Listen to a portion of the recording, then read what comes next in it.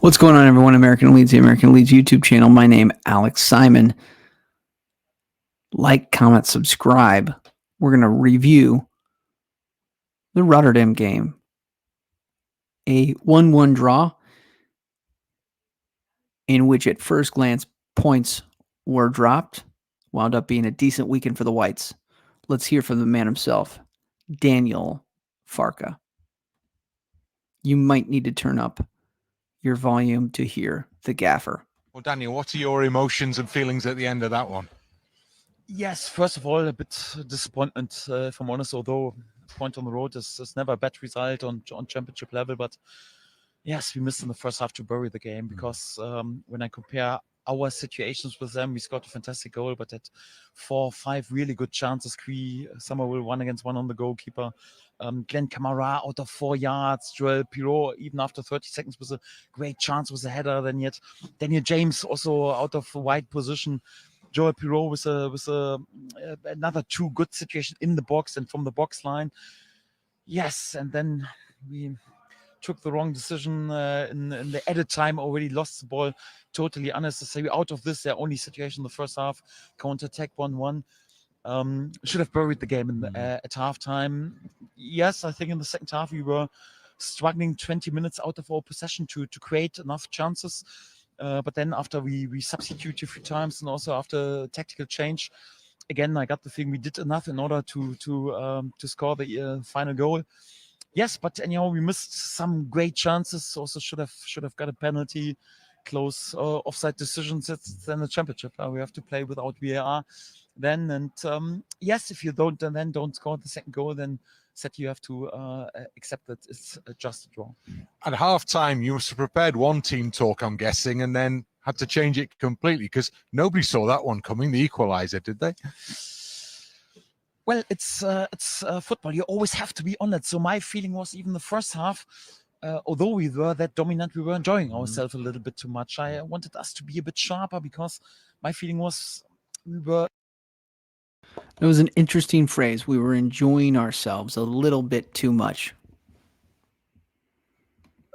Playing really good here, really good away game, but our awareness level and sharpness level was just 99% and not 100%. Otherwise, would have buried the game. And out of this, and sometimes it's a bit like karma. You can get a totally not deserved equalizer.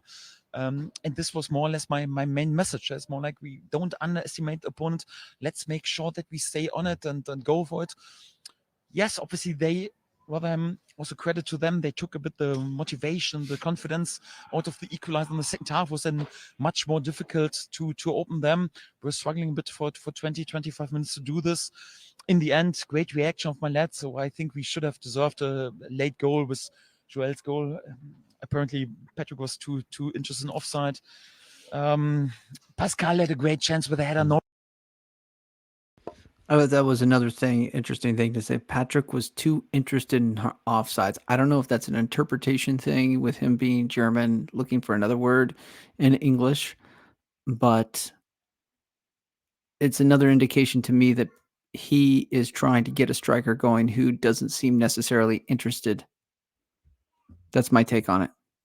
Normally, it should be a goal.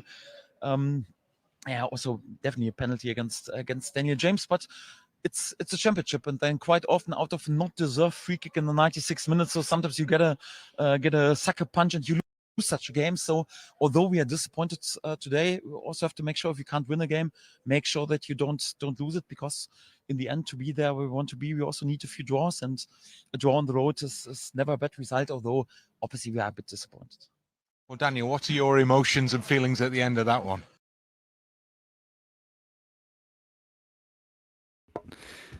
And it looked like it's a better weekend than it was for Leeds United because Ipswich dropped points. Leicester do pick up all 3 points this weekend against Watford. And Southampton muster just a draw. So it winds up being a decent weekend for the Whites. Look, my takes of this match, buildup was too slow, was very stagnant at times, a lot of guys walking around, except for maybe a little bit of stuff where it was on the ball. I think, Daniel Farka's side relies too much on individual talent at times. I think where you saw Bielsa's side was, beautiful triangles, beautiful patterns of play. Didn't matter who was playing. They understood the system. Where I think Farka's system is at times, at least in Leeds United, I can't judge everything that happened under Norwich. It relies too much on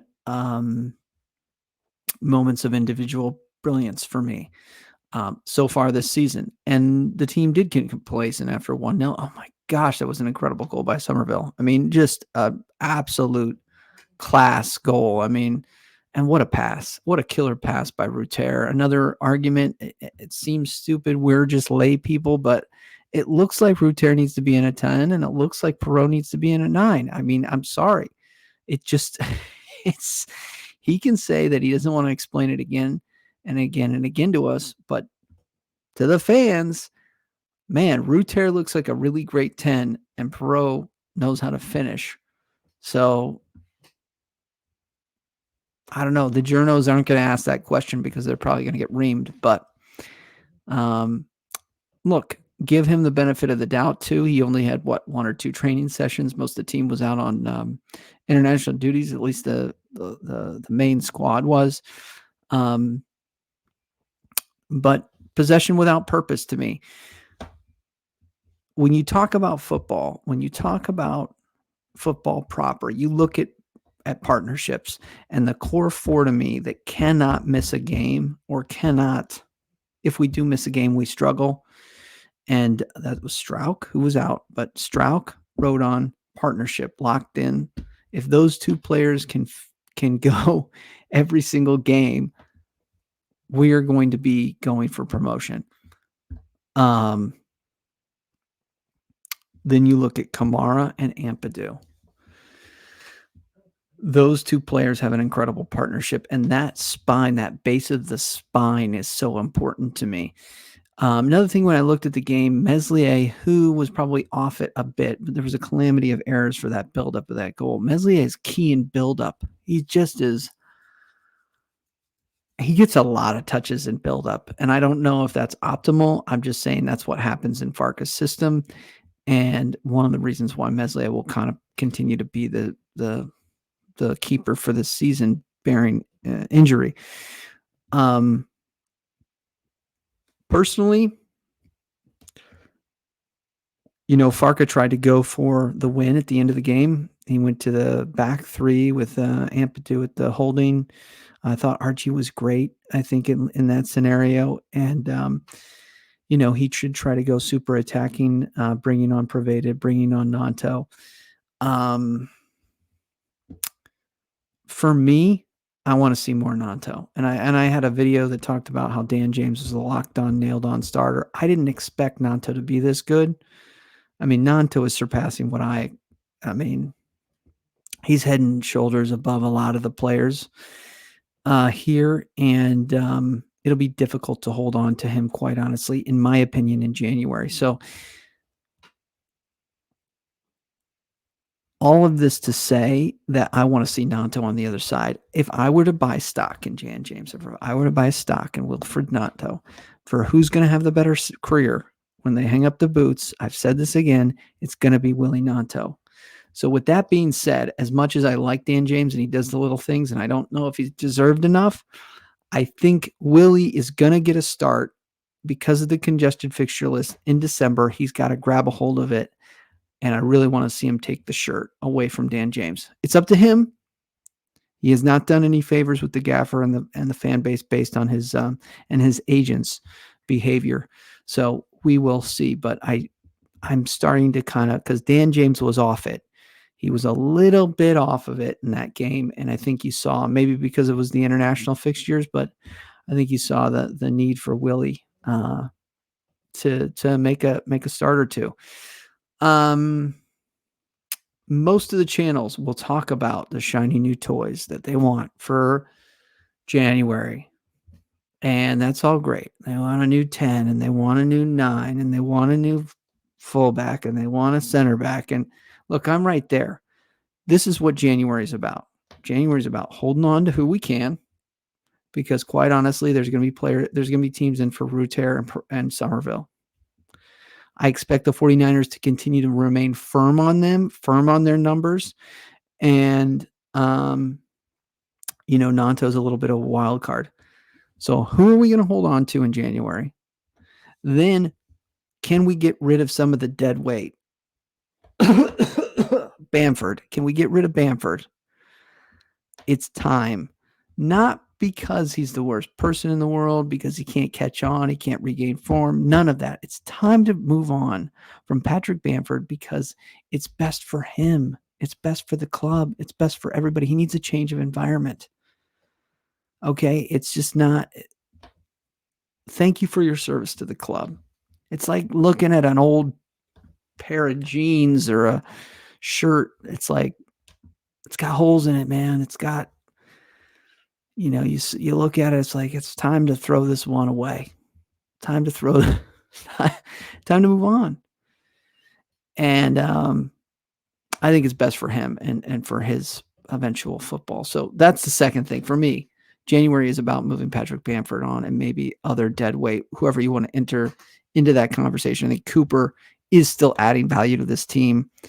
I don't know what Aileen might be thinking, but some of that old guard, I think it's time. And then if you want to move in a Nanto, or yes, get some of these other players in, if you want to get a 10, if a body leaves, I want a body coming in, just like you. But the thing is, it's going to take a month to embed them in the side, to bed them in the system, and maybe they can have impact in March, April, May. But just expecting a 10 to walk in, I think is a little bit unrealistic in January. Then the other thing I think, the fourth thing, and maybe one of the more important things, is what do you do with this second tier of players, the Joffeys, the Cresswells, the Pravedas, the Jabbies, the Bates? Are you going to loan them out for more money, which would be great? Are you going to sell them? Are you going to keep them? Here's a great little exercise. Keep, sell, or loan Joffe, Cresswell, or Joffe, Cresswell, or what should we say? Bate,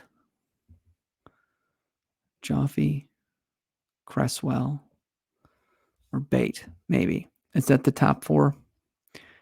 I'll think of it, but it would be an interesting discussion. Do you sell Joffe? Do you keep Cresswell? Do you loan Cresswell? What about Bate? He's at the end of his contract. I'll think of another. You could do it. You could add another person in there. That might be a 4A player. Greenwood, maybe, but Greenwood's already on a loan. So anyways, I just think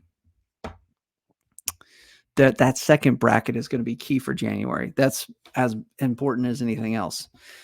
So that's that. Let's have a look at the upcoming fixtures, and then let's skedaddle. We've got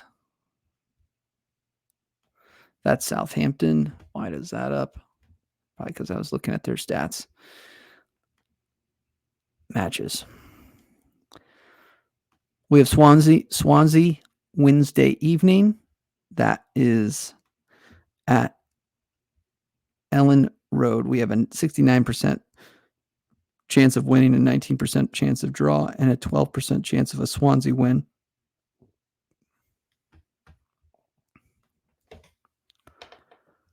Middlesbrough, hosting Middlesbrough. That'll be a little bit of a tough game. I think both these games might be a little bit of sleepers as far as difficulty. And we switched on here. December 2nd. That's Saturday. And Blackburn Rovers, December 9th. So 2 games in quick succession here, and then a week to Blackburn. And then Sunderland, Coventry, who we haven't had yet this year. So the H is O, the heat is on, as I've said before. Big, massive month for Leeds United. The good news is we gained a point on one of our promotion rivals. Smash the like if you like this channel. Hit the dislike if you don't like me. I hope you like me though. And subscribe. I've been sitting around 1,300 subscribers. Hit the subscribe button. And then I'll try to, I like Spotify. So I'm really, if you're listening to me on YouTube, go to the Spotify and just type in American and Leeds. Give me a follow. I try to upload there multiple times a week. At American Leeds on Twitter. Thanks, everybody. Bye-bye. Up the whites. Leeds, Leeds, Leeds.